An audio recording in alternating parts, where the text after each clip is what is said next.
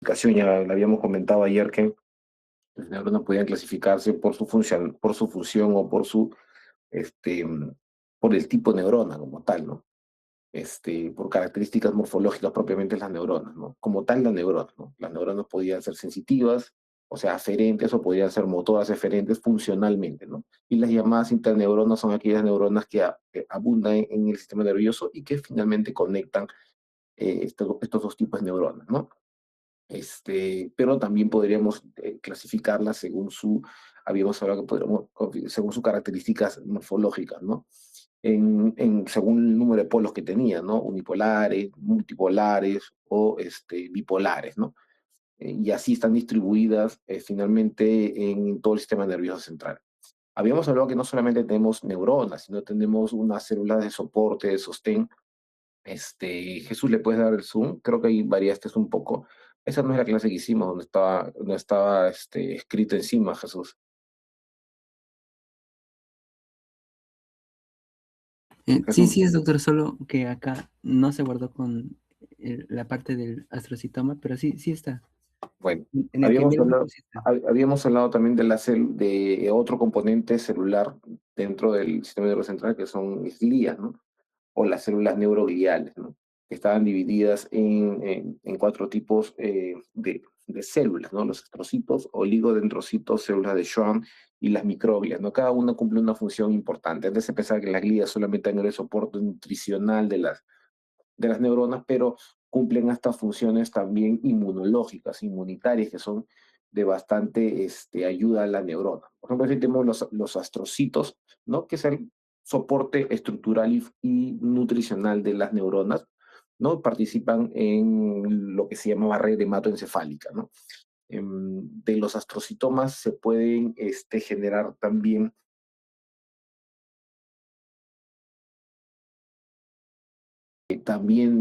se pueden derivar de este tipo de glías también algunos tumores, ¿no? De las células de Schwann, que forman parte también de la mielina del sistema nervioso periférico, favorece la regeneración axonal, ¿no? Y también se pueden proliferar de manera maligna, comportarse de manera maligna, formando los famosos schwannomas, ¿no? Y las microglias cumplen función inmunitaria, ¿no? ¿No? Y estas, digamos, cuando se comportan de manera patológica o tienen un comportamiento invasivo, se pueden diferenciar como linfomas, ¿no? Entonces, para que se den cuenta que todas las células del sistema nervioso central no solamente son neuronas, sino tenemos otro tipo también de células que forman parte del sistema nervioso central, ¿no? Que colaboran y que ayudan en mantener la homeostasis del sistema nervioso central, ¿no? Habíamos hablado también ya del transporte neuronal como tal, ¿no? De la comunicación neuronal, ¿no? Habíamos hablado que era importante que en el axón se encontrara recubierto con mielina, ¿no? Y que tuviera algunas zonas descubiertas de mielina, que se le conoce como nódulos de Rambier, que son las zonas donde digamos, la conducción puede ser saltatoria, ¿no? Justamente los nódulos de Rambier le permiten que el estímulo, el impulso nervioso, la sinapsis nerviosa viaje mucho más rápido, hasta 50 veces más que una sinapsis química, ¿no? Porque esas pequeñas brechas que hay en la cobertura de la mielina permiten que salte el impulso nervioso, ¿no? Y de esa manera tenemos un transporte anterógrado que va desde el cuerpo hacia la terminal. Y también tenemos un transporte retrógrado que va en el sentido contrario, hasta el soma, ¿no? Esto es importante porque puede llevar proteínas, neurotransmisores y órganos hacia al terminal, ¿no? Lleva factores de crecimiento, por ejemplo. Es importantísimo porque si ustedes se dan cuenta en el transporte axonómico, es necesario. ¿Por qué razón? Porque sobre todo a nivel del sistema nervioso central, cuando una neurona, una célula nerviosa, es una célula nerviosa, va a tener que cumplir una función efectora. eh, Todo comienza con un estímulo eléctrico. El estímulo eléctrico es la sinapsis eléctrica. Y esta sinapsis eléctrica tiene que tener una conexión con algún tipo de neurotransmisor. O sea, va a haber una interconexión entre la sinapsis eléctrica y la sinapsis química. Esa interconexión que entre sinapsis eléctrica y química se puede dar, se puede realizar gracias a que hay estos tipos de transportes, ¿no? Y gracias a que hay elementos que pueden, digamos, por ejemplo, con respecto al calcio, ¿no? Que pueden ser transportados, ¿no? Ingresados para cumplir funciones bien puntuales. Le menciono el calcio porque el calcio es demasiado importante en el transporte exonómico, el calcio es demasiado importante en la liberación de vesículas en la membrana sináptica, por ejemplo, ¿no? Membrana presináptica, ¿no? Es importantísimo eso. ¿Ya? Entonces, el transporte exonómico puede ser en ambos sentidos, ¿no? Y es importante porque se transportan no solamente proteínas, sino estos neurotransmisores que son eh, producto de este equilibrio que hay o esta interconexión que hay entre la sinapsis eléctrica y la sinapsis química. Y es interesante entender en qué punto se encuentra la sinapsis eléctrica y la química. A veces en neurología es complejo entender esto. Yo voy a tratar de ponérselo de manera bastante simple. ¿Cómo yo puedo, y por ahí tengo un esquema, cómo yo puedo llegar desde una sinapsis eléctrica hasta una sinapsis química? Las sinapsis eléctricas hablamos de un potencial, ¿no? De un potencial de reposo, que finalmente genera un potencial de acción. Pero ese potencial de acción estamos hablando de un potencial eléctrico y no estamos hablando del principal tipo de sinapsis, que es la sinapsis química basada en neurotransmisores. Llegar a ese puente es lo que pretendo de que ustedes se lleven como conocimiento, porque si ustedes logran entender ese puente que hay entre la sinapsis eléctrica, ¿no? Y una sinapsis química, se entendió todo el curso de fisiología neurológica, ¿no? La parte neurológica, para entender eso básicamente, ¿no? Y las funciones de cada parte de- del, del- del tejido encefálico, ¿no? Entonces, vamos a ver entonces el potencial de membrana en reposo, ¿no? El potencial de membrana en reposo, como ya lo hemos visto en cualquier otro tipo de célula y como lo hemos visto en la célula cardíaca, por ejemplo, ¿no? Se mantiene gracias a los electrolitos que tenemos, ¿no? En el interior de la célula tenemos mayor concentración de, de potasio que en el exterior. Y en el exterior tenemos mayor cantidad de sodio. Esa diferencia que tenemos en todas las células permite mantener ese potencial de membrana. Ese potencial de membrana, digamos, a favor del potasio, permite que haya mayor flujo de potasio en la membrana, ¿no? Y para poder em, compensar o para poder volver a la normalidad este potencial de membrana. Cuando estos electrolitos se mueven del interior al exterior, generando una carga iónica, tenemos bombas que utilizan energía. En este caso tenemos la bomba de sodio potasio TPasa que mantiene el gradiente, ¿no? Entonces, si entendemos qué es un potencial de membrana, ¿no? Es ese estímulo eléctrico que se genera gracias a esos distintos tipos de concentraciones en los electrolitos, ¿no? En este caso, potasio adentro y sodio afuera, ¿no? Y esto es mantenido porque la membrana es permeable, ¿no? Es más permeable al potasio que el sodio, pero es permeable a ambos, ¿no? Y se mantiene la gradiente gracias a las bombas, ¿no? Entonces, es importante eso y tener claro que el potencial de membrana se acerca más o menos a -70, ¿ya? Hay otros modelos, hay otras fórmulas, vamos a ver otras fórmulas, en las cuales digamos, el potencial de membrana solamente está eh, cercano a los -90, o sea, está más negativo todavía, ¿no? Eso cuando se toma en cuenta solamente el potasio, pero cuando se toma en cuenta el sodio y el potasio, el potencial de membrana en reposo es -70. ¿Ya? Entonces el concepto que quiero que se queden es el potencial de membrana en reposo, ¿no? Cuando se toma más de un electrolito que no sea el potasio, debería ser lo normal, que es el modelo más adecuado para aprender, es que el potencial de membrana es de -70. ¿Ya? Entonces, este potencial de membrana se tiene que mantener. Se tiene que mantener para mantener la homeostasis de la célula nerviosa y cualquier otra célula. Es lo que hemos visto en cardio, ¿no? Entonces, ¿qué sucede? Cuando este potencial de membrana se encuentra en reposo, los iones se mueven en razón de su concentración. Si hemos dicho que hay mayor concentración de potasio dentro de la célula, tendría que moverse un lugar de mayor concentración a un lugar de menor concentración, ¿no? Entonces se movería de adentro hacia afuera y el sodio de afuera hacia adentro, ¿no? Estos cambios de gradientes o este movimiento de los electrolitos, ¿no? Gracias a sus transportadores de membrana, favorecen de que este potencial pase del reposo a un potencial de acción. Y un potencial de acción no es más que la despolarización de la membrana. Entendámoslo así, es la despolarización de la membrana. Si nos damos cuenta ahí en el paso número 1, tenemos a la célula en un potencial de membrana de reposo que está a -70, ¿no? Gracias al flujo, o sea, la entrada de sodio, comienza la segunda fase que sería la despolarización. Una vez que la célula nerviosa alcanza el potencial umbral, ya es inevitable que se siga despolarizando, ¿no? Eso más o menos es cuando llega a +30, más o menos, 25 +30 según la literatura. Entre 25 +30 ya, digamos, es el umbral. Para arriba comienza a despolarizarse con mayor facilidad.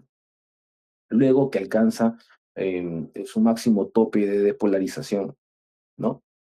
La célula comienza a repolarizarse, ¿no? Repolarizarse está a cargo del potasio, ¿no? E hiperpolarizarse, que es la última fase, también es una salida extra del potasio, también está a cargo del ion potasio. Si nos damos cuenta, solamente la única fase que depende del sodio es la fase de despolarización. Las demás fases dependen netamente del potasio, ¿no? Del potasio. Entre la fase 2 y la fase 3, sí, ahí no está estructurado, pero hay una fase de meseta, ¿no? Que es más importante, por ejemplo, en la célula cardíaca, ¿no? Que está mediada por el calcio, ¿no? Pero en la célula nerviosa está diseñado de esta manera, ¿no? A diferencia de la célula cardíaca, ¿no? La célula cardíaca que tiene otra funcionalidad, digamos, es mucho más importante esa fase de meseta, porque el calcio cuando entra, por ejemplo, en la célula cardíaca cumple funciones de contracción muscular, ¿no? Entonces, para que se entienda, cualquier célula, cualquier célula del cuerpo, en especial la célula nerviosa, pasa por estas fases eh, para poder pasar de un potencial de membrana en reposo a un potencial de acción, ¿no? De aquí, para tener siempre presente, solamente la fase de despolarización es dependiente de sodio, ¿ya? Es dependiente de sodio.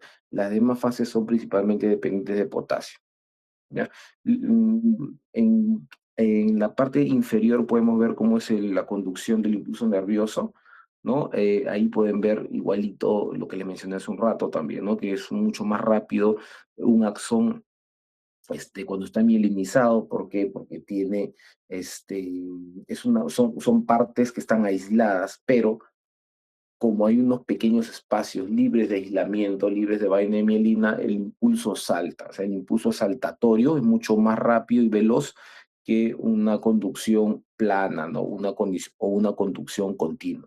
Si lo ponemos en una balanza, si yo tengo que ver qué es mejor, una conducción continua o una conducción saltatoria en un axón mielinizado que tiene esos espacios llamados Noble Rambier, diría yo que la conducción saltatoria, ¿no? Es mucho más efectiva y mucho más rápida, ¿no? Como este es un mapa conceptual, y ya lo hago rápido para poder seguir avanzando, con respecto a las fibras nerviosas que vamos a tocar y la sinapsis química, yo esto de acá vamos a hacer un paréntesis porque lo voy a desarrollar más abajo en la clase, ¿no? ¿Listo? Pásalo, Jesús, por favor.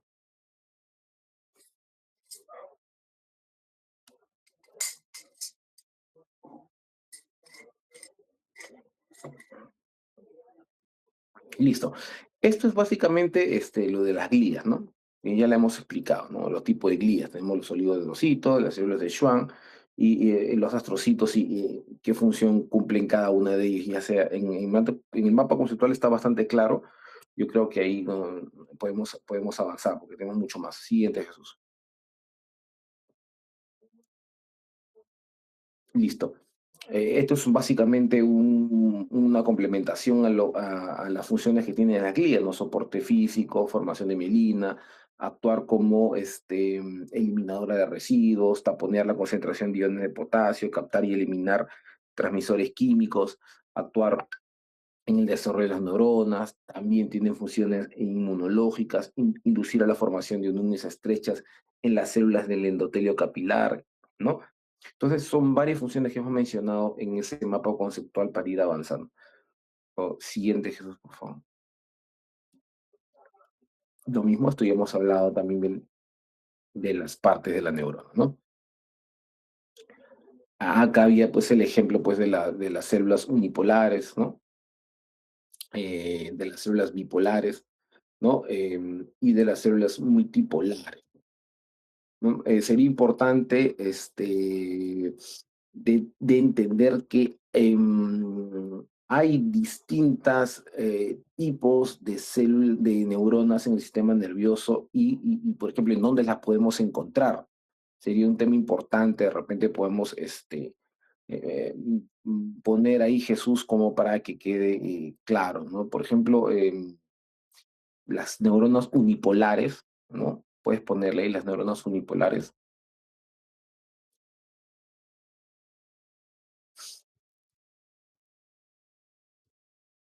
O las unipolares, Jesús. ¿Estás ahí? Ajá, unipolares. Ya. Las neuronas a veces pueden estar también como pseudo unipolares o unipolares, como cualquiera de los dos. Ahí está. Pseudo-unipolares, ya. Pseudo-unipolares esas generalmente las vas a encontrar como parte del sistema periférico, ¿no? Sensorial periférico. Son, digamos, sistemas sensoriales, son neuronas sensoriales, ¿no? Uno, ganglio de las raíces nerviosas, por ejemplo. Ganglios de la raíz dorsal, por ejemplo, ¿no? Ganglio trigémino. Ganglios de pares craneales, por ejemplo, ¿no? ¿Listo? Entonces, neuronas unipolares generalmente se encuentran relacionadas a sistemas sensoriales, ¿no? Uno, un ejemplo, por ejemplo, ganglios de las raíces dorsales, ¿no? Ganglio trigémino, ¿no? Ganglios de paros craneales, por ejemplo, los pares craneales, de bastante, es un ejemplo bien clásico, ¿no? Neuronas bipolares, para ponerles como ejemplo, por ejemplo, las bipolares, ¿no? Clásica pregunta, la neurona bipolar por excelencia, la de la retina del ojo, ¿no? ¿No? Neurona bipolar, retina del ojo, ¿no? ¿No? Epitelio olfatorio, ganglio coclear y vestibular, o sea, los sentidos, ¿no? Sentido, o sea, los sentidos.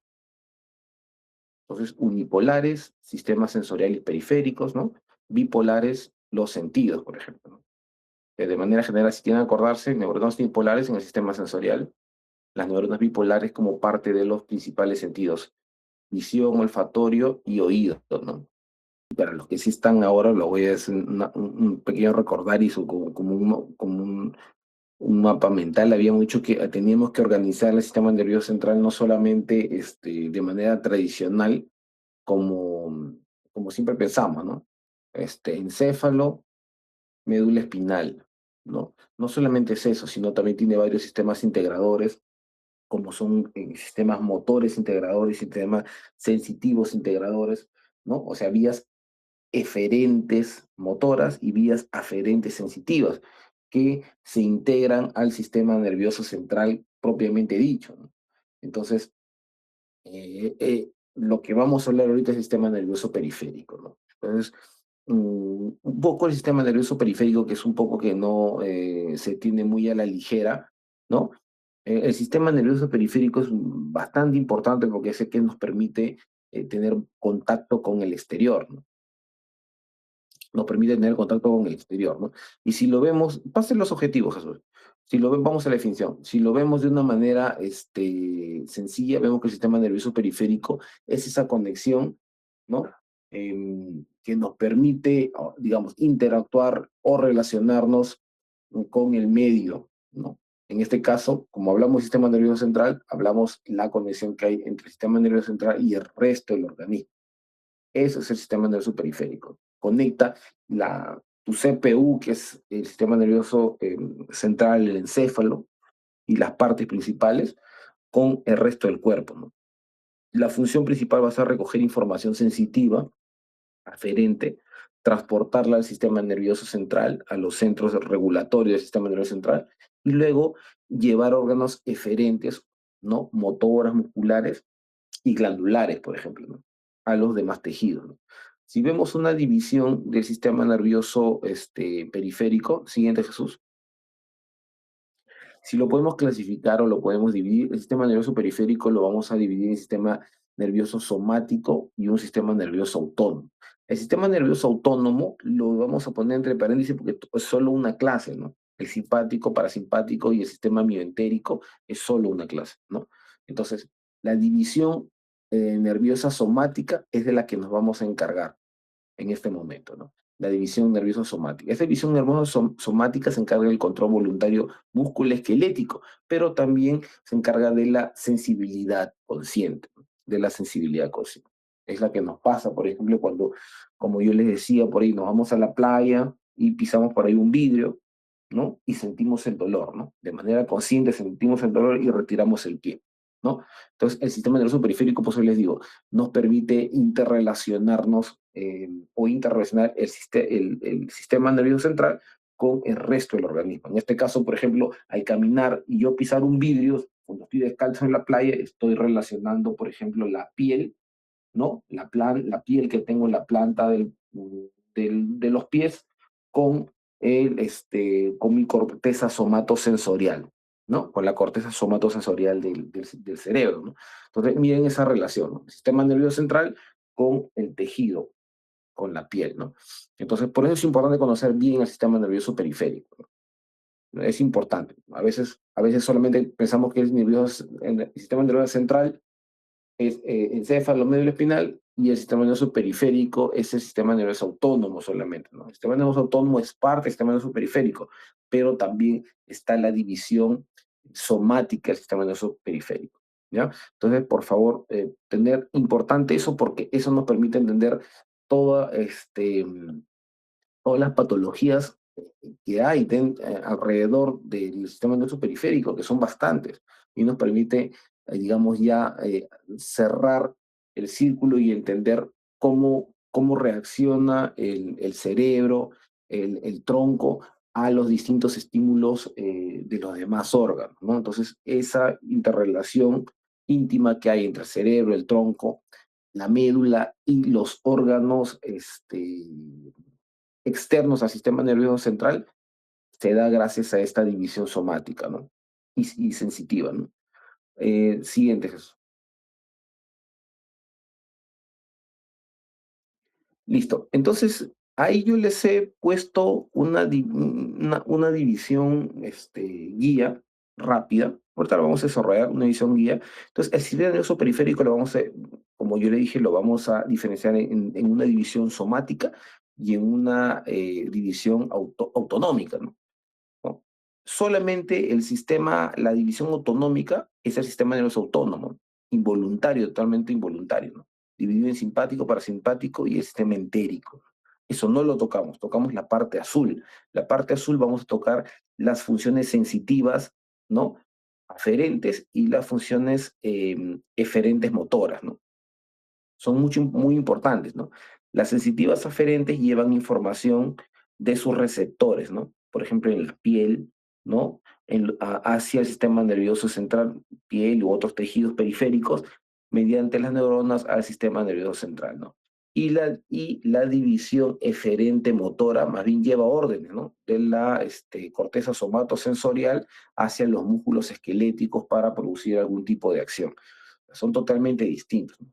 Uno recoge, la función sensitiva recoge información de piel, músculos, articulaciones, ¿no? Y lo lleva hacia el sistema nervioso central y la división motora más bien es eferente, lleva la orden desde la corteza somatosensorial hacia los músculos para hacer alguna acción, ¿no? Esto tiene una relación. Primero hay una aferencia y luego hay una respuesta eferente. Digamos, ahí tiene un orden, ¿no? Una aferencia y luego una respuesta eferente. Siguiente, Jesús, por favor.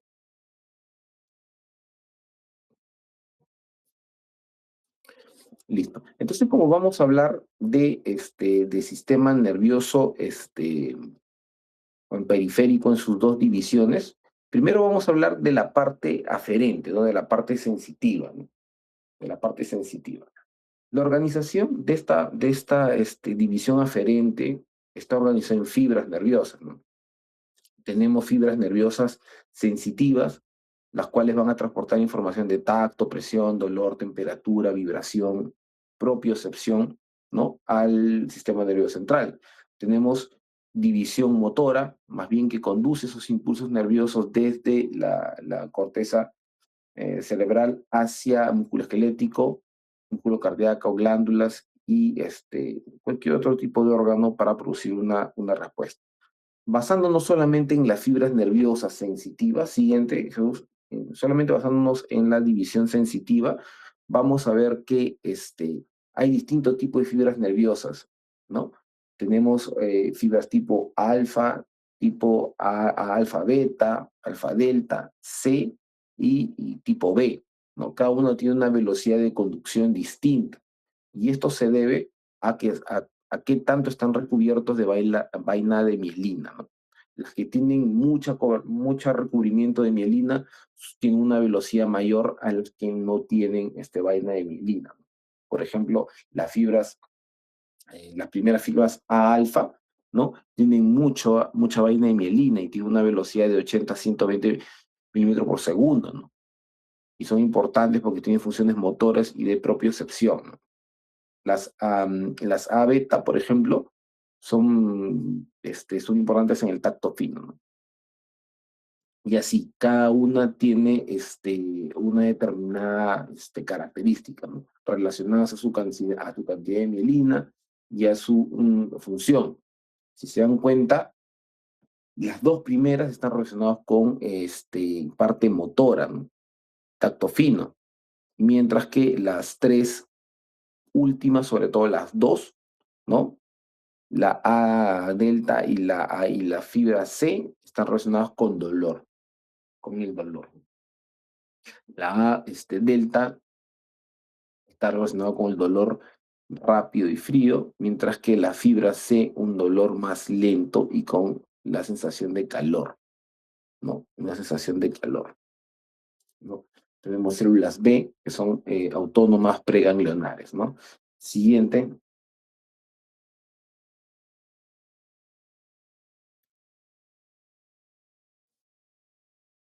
Listo.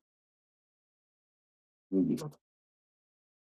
A ver, siguiente, hay un gráfico ahí, Jesús, antes de enseñarles eso. Después sigue potencial de acción. Ah, ya, entonces está bien eso, está bien, el potencial de membrana, está bien, sí, está bien. Listo. Entonces, para recordarles, nuevamente, yo hace un rato les mencionaba la importancia digamos, del potencial de membrana para la conducción nerviosa, ¿no?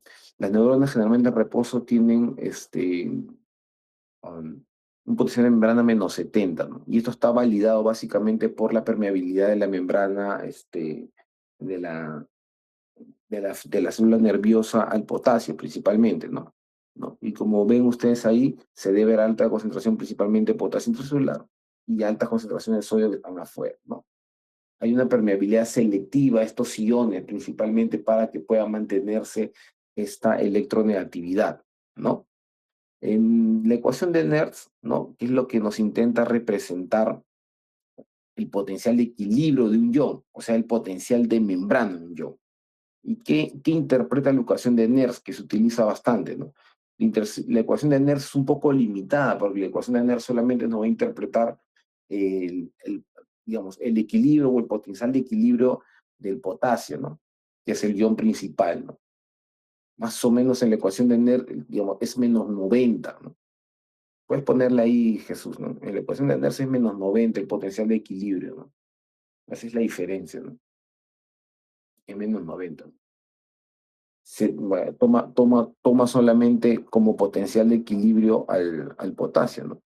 Pero no es normal porque la membrana es semipermeable al potasio y al sodio. Entonces no podemos tomar este, como un potencial de equilibrio en una célula nerviosa solamente a un ion. Así sea el principal. Es por eso que es mucho más completo la ecuación de Goldman y Hodgkin, Katz, ¿no? En las cuales interpreta básicamente a muchos iones a los principales iones que están transmembrana, ¿no? Tanto el sodio, el potasio, el cloro, etc. Todos los iones los relaciona, ¿no? Y encuentra realmente encuentra un potencial de reposo más equilibrado, ¿no? ¿No? Un potencial de reposo más equilibrado. En la ecuación de Goldman sí nos sale -70 más o menos el potencial de reposo, ¿no? Porque ya interviene el sodio y otros iones, ¿no? Entonces, ¿cuál es la interpretación clínica, por ejemplo, de la ecuación de Goldman, ¿no? Por ejemplo, miren que en los casos de hipercalemia despolariza la célula y en los casos de hipocalemia se hiperpolariza la célula. Entonces, esa es la principal diferencia, que uno toma como NERDS, toma solamente como potencial de equilibrio un solo ion, mientras que la ecuación de Goldman y Hodgkin utiliza varios iones, ¿no? Varios iones para encontrar ese potencial de equilibrio. Lo más cercano es de que se tome en cuenta todos los iones que están transmembrana, por eso que la ecuación de Goldman y Hodgkin, digamos, es lo más cercano a lo normal, lo más cercano a la realidad. Eso es más o menos -70, ¿no? A ver,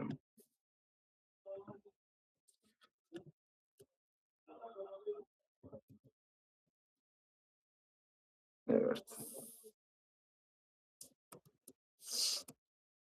a ver qué respuesta hay de opción. No veo bien. Eso se deja un poquito.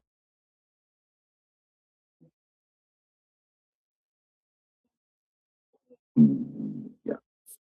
No, todavía no te salgas de la otra. Todavía no te salgas de la otra. No te salgas de la otra. Listo. Entonces, yo creo que ahí donde dice nerds, ajá, donde nerds y ajá, exclusivamente un ion, ya, ejemplo potasio. Ahí puedes ponerle potasio, puede ser un solo ion, sodio, por ejemplo, pero principalmente es potasio, o sea, para no confundir solamente pon potasio, un ion, y donde pones ion entre paréntesis potasio, potasio, ya, listo.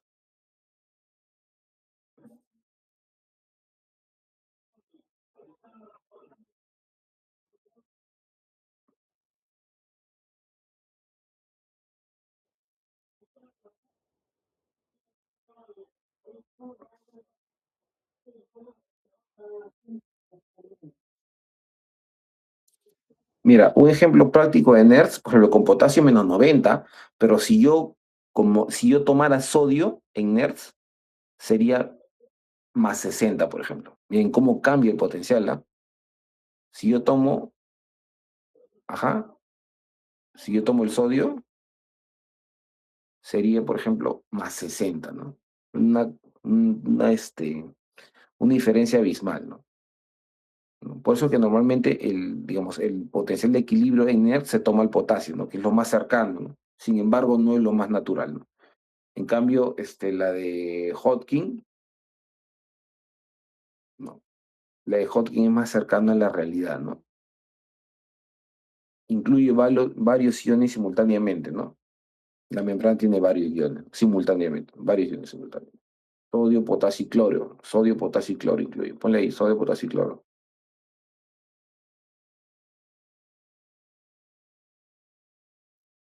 Y su valor real -70 está, ¿no? Le has puesto -70. Ajá, ahí, a la vez, ¿ah? Por si acaso, a la vez, a la vez, a la vez.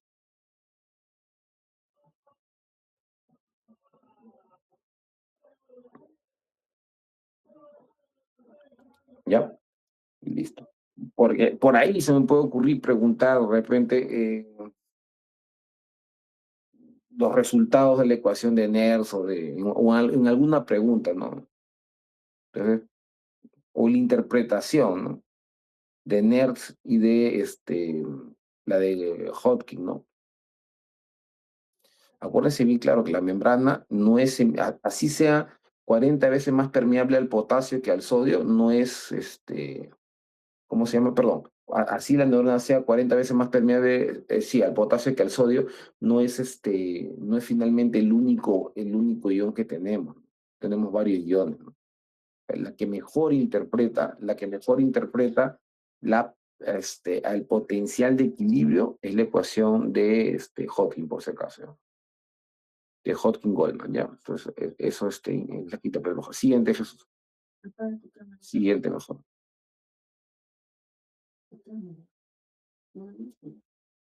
¿No? Listo. A ver, entonces, continuamos, Jesús. ¿En qué estás? A ver, no veo bien. Estás en potencial de acción. Ok, estás en potencial de acción. Potencial de acción. Potencial de acción. Ya. Jesús, la siguiente está en un gráfico bien bueno. Me parece que hay un potencial de acción. La que sigue,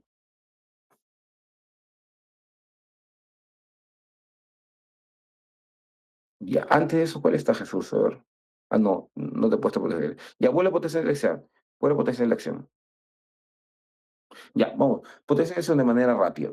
Una célula, ahí están las fases, ¿no? Le he puesto la fase de manera sencilla. La primera fase, la célula está en reposo, está en -70. Hay apertura en los canales rápidos de sodio, se despolariza. Esa fase, la segunda fase, dependiente de los canales de sodio, le hemos mencionado. Luego hay una repolarización debido a la salida de potasio. Y la cuarta fase es una repolarización por la salida más rápido de potasio, ¿no? Ya les había mencionado que toda la curva de bajada depende del potasio y la de subida depende del sodio, ¿no? Esa famosa ley de todo nada que les mencionaba, ¿no? Si el estímulo supera el umbral, se genera un potencial completo, ¿no?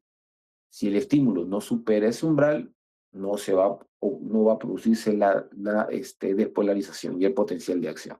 Tiene que ser un buen estímulo para superar el umbral, ¿no? Y se pueda generar un potencial de acción adecuado. ¿Ya? Siguiente, Jesús, siguiente, siguiente.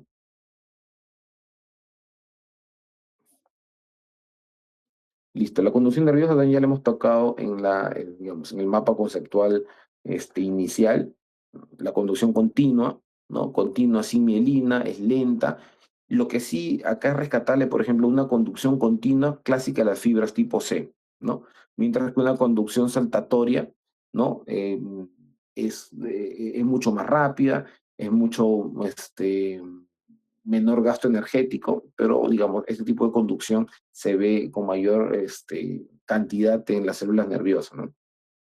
Del sistema nervioso central. Siguiente, Jesús. Ya.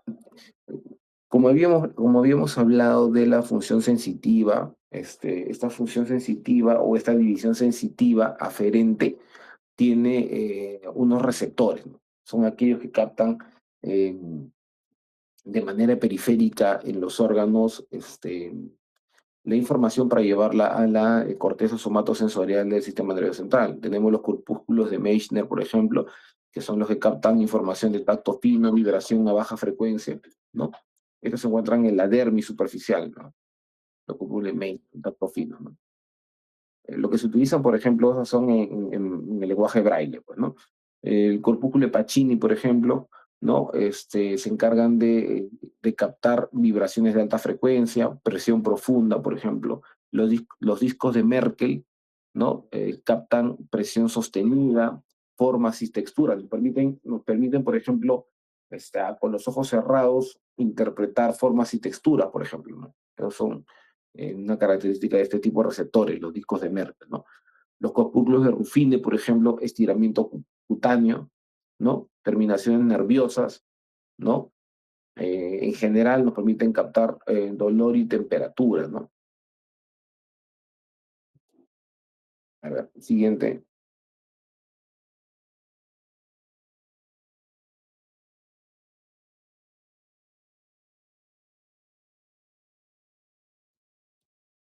A ver, ya, esto es importante, ¿no?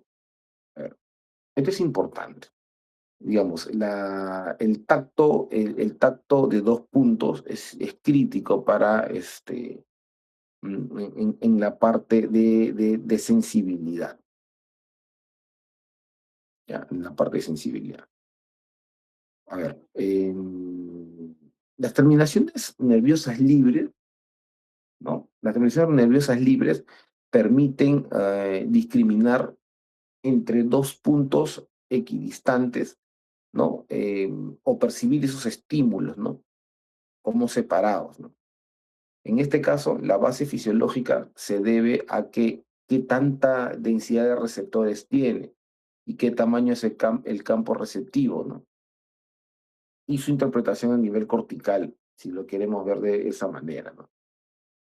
Em, y lo vemos de manera general, por ejemplo, y ahí van, creo que hay un gráfico, no, a ver, por ejemplo, hay un gráfico ahí.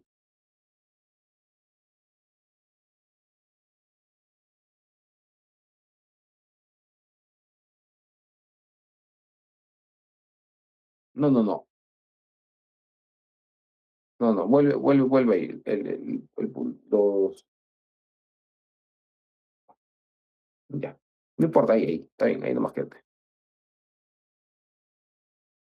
Ya. Entonces, es importante discriminar, es importante discriminar la distancia mínima y hay que percibir dos estímulos por separado.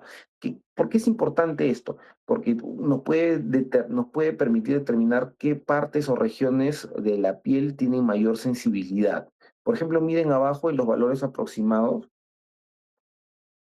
de la punta de los dedos. Y ustedes háganse la prueba ahí de tocarse con la yema de los dedos, ¿no? Una parte de su cuerpo, por ejemplo, los labios, tóquense, ¿no? Y van a sentir que están ahí la sensibilidad de los dos puntos. Hagan eso, mire, tóquense todos y van a sentir los dos puntos, ¿no? Junten dos dedos juntitos y tóquense ahí. Pueden discriminar los dos puntos, ¿no? Con la yema y los dedos pueden discriminar dos puntos, porque hay una sensibilidad mayor. Ustedes están tocando ahí y pueden sentir ahí dos puntos críticos, ¿no?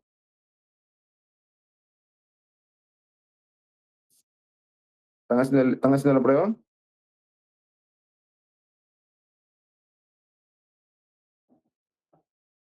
¿Listo? Entonces, es importante diferenciarle eso. Por ejemplo, sí, claro, se puede sentir, pero por ejemplo, tóquense digamos, por ejemplo, levanta un poquito Jesús,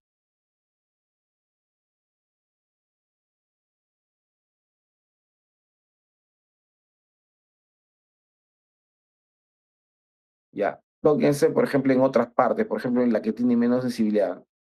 En la espalda, los dos dedos juntos, tóquense en la espalda, por ejemplo. Casi van a sentir como si fuera un solo,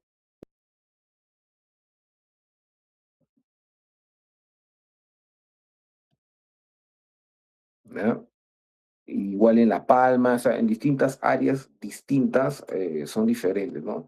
La sensibilidad es totalmente diferente y eso tiene que ver con la densidad de los receptores. Hay mayor densidad de receptores de arriba hacia abajo. Por ejemplo, hay mayor cantidad de receptores en la punta de los dedos, en los labios, en la palma, ¿no? Y así va bajando la cantidad de receptores, ¿no?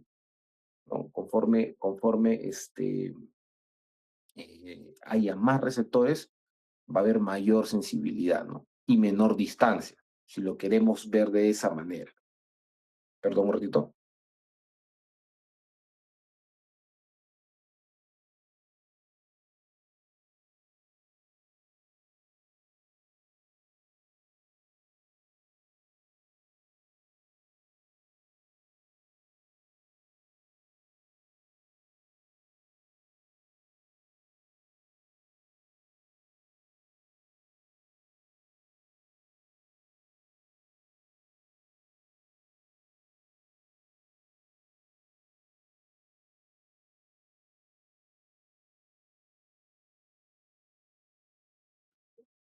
Listo, entonces, a ver, entonces, para terminar, entonces, es importante recordar de que esta sensibilidad de dos puntos, digamos, es la mínima instancia que se necesita para poder nosotros sentir esos dos estímulos, ¿no? Esos dos estímulos, ¿no? La que tiene la más mínima distancia, como ustedes ven, son la punta de los dedos porque tiene mayor densidad de receptores, ¿no? Entonces, digamos que es importante. O sea, a mayor cantidad de receptores, mayor resolución de sensibilidad. Y a menor cantidad de receptores, más baja resolución de sensibilidad, ¿no? La mayor resolución de sensibilidad, ¿no?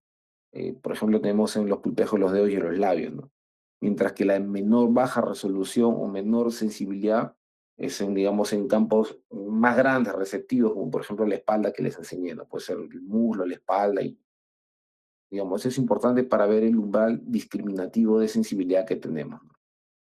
Digamos, esto es importante, por ejemplo, en neurología, cuando ustedes se vayan a los hospitales, eso se evalúa de manera integral para evaluar toda la vía sensitiva cortical, ¿no?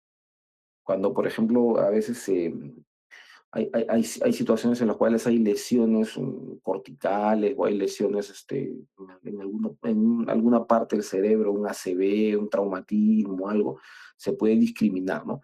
Lo que se llama sensibilidad discriminatoria, ¿no? Sientes acá, le haces el examen neurológico, le vas a preguntar si siente y dónde siente digamos, la estimulación, ¿no? Entonces, para eso se utiliza, ¿no? Para evaluar pacientes con neuropatía, por ejemplo.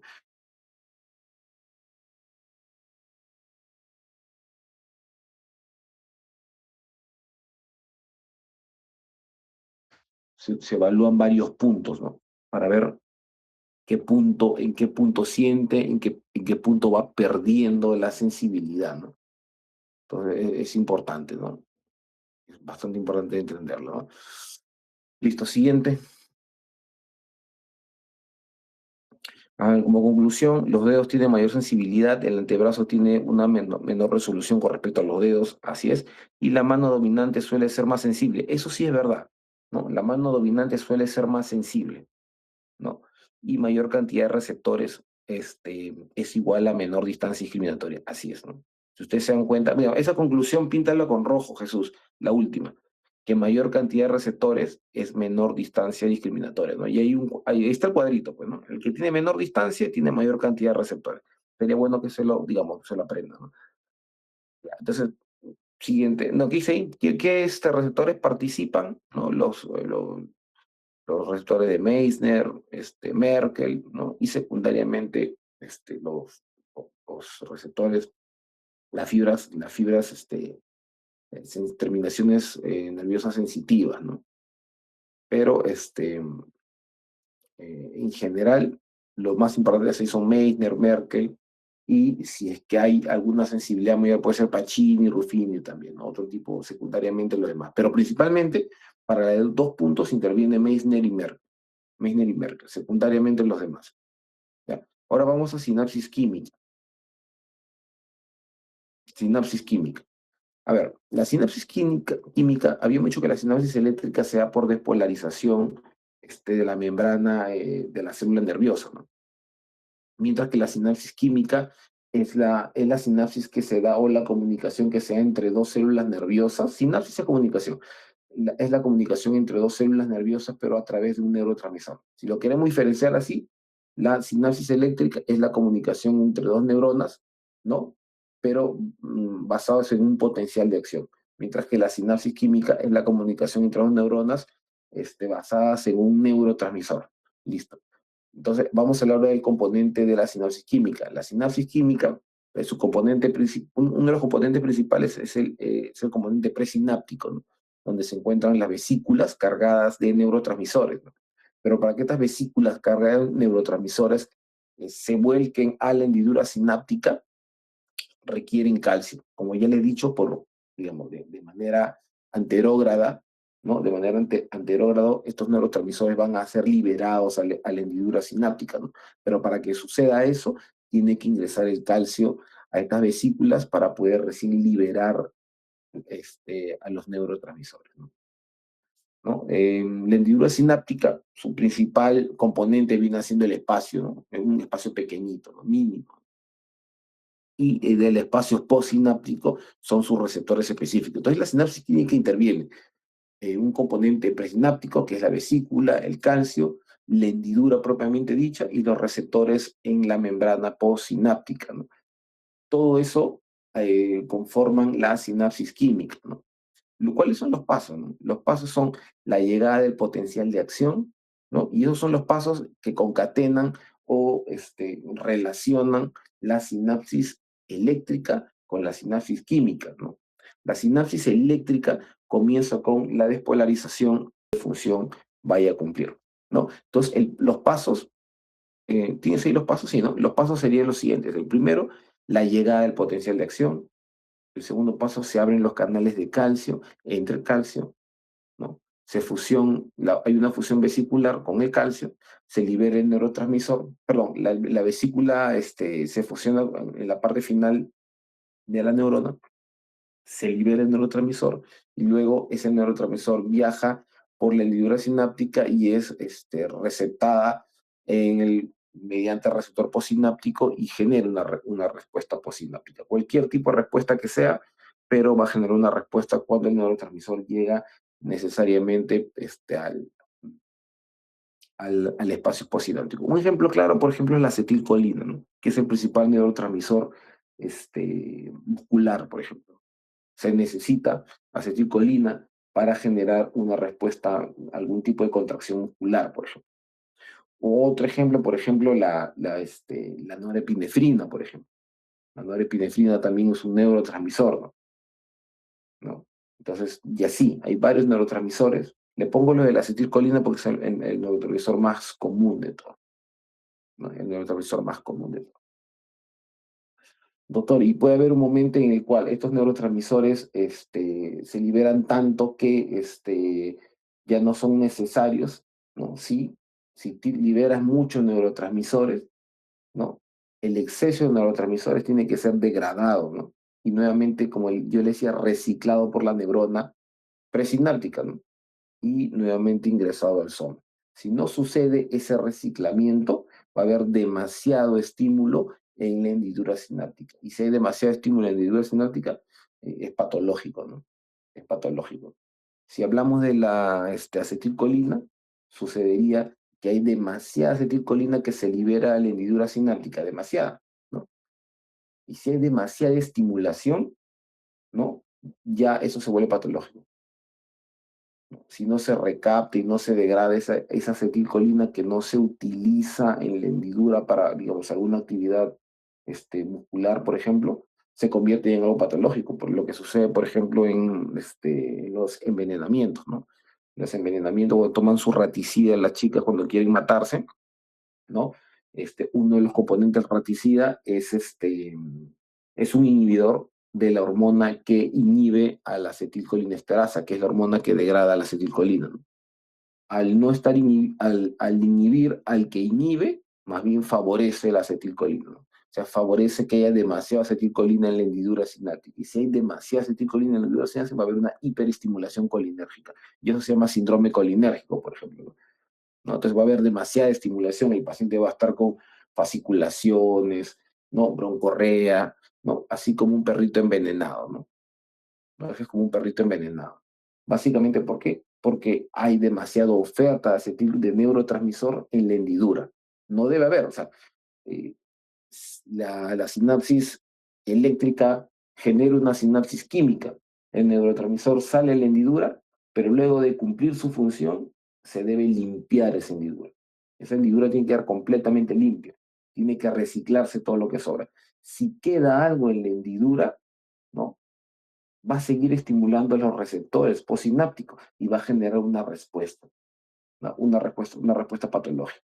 ¿Ya? Entonces es necesario siempre tener esos conceptos. Siguiente.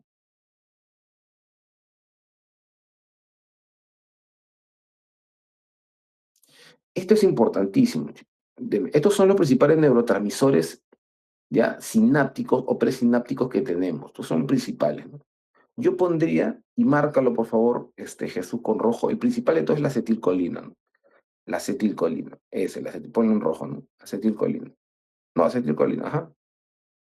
Exacto, acetilcolina, cuya función es la unión neuromuscular, acetilcolina.